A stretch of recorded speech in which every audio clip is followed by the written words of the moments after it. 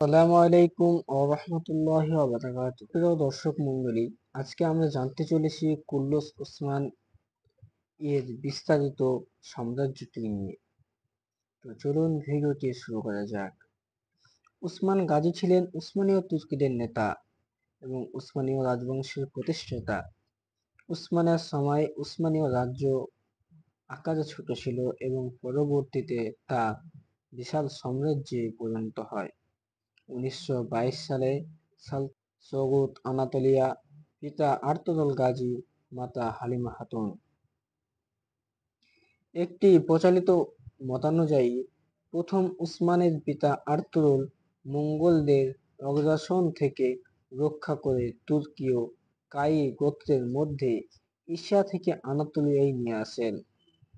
Usman Rome সুলতানাত প্রথম কায়কোবাদ প্রতি আনুগত্য প্রকাশ করেন। 1299 সালে 17 জানুয়ারি রোম সালতানাত তাকে আনাতোলিয়ায় রাজ্যে প্রতিষ্ঠা এবং পশ্চিমের বাইজেন্টাইনদের দিকে সীমা বৃদ্ধির অনুমতি প্রদান করেছিলেন। সেলজুকের ভাঙ্গনের পর আনাতোলিয়ার উদ্ভুক্ত ক্ষুদ্র তুর্কি রাজ্যসমূহের মধ্যে উসমানীয় রাজ্যের অন্যতম ছিল।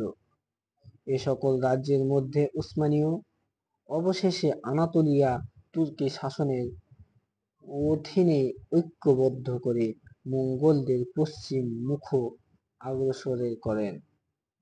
অসংখ্য মুসলিম উসমানের রাজ্য আশ্রয় নেয় এবং বাইজেন্টাইন সাম্রাজ্যের পতনের মধ্যে দিয়ে উসমানীয় রাজ্য উত্থান হতে থাকে।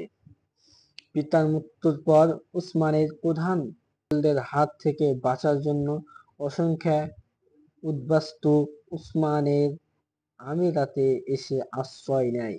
তাদের মধ্যে অনেক গাজী ছিল।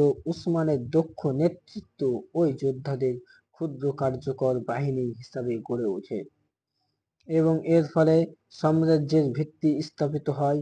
উসমান গাজী বিখ্যাত শেখ এদেব আলী শ্রদ্ধা করতেন এবং তার মতামতে গুরুত্ব দিতেন। তিনি প্রায় এদেব আলীর সাথে সাক্ষাৎ করতেন। এক রাতে এদেব আলীর দরগায় অবস্থান করার সময় দেখা স্বপ্ন। পরের দিন তিনি এদেব আলীকে জানান। তিনি বললেন, আমার শায়েখ, স্বপ্নে আমি আপনাকে দেখেছি। একটি চাঁদ আপনার বুকে দেখা দিয়েছে। এটি উড়তে থাকে এবং আমার বুকে এসে অবতীর্ণ হয়।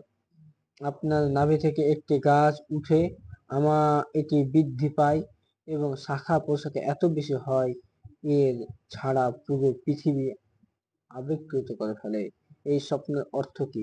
কিছুক্ষণ নিশ্চুপ থাকার পর এদেব আলী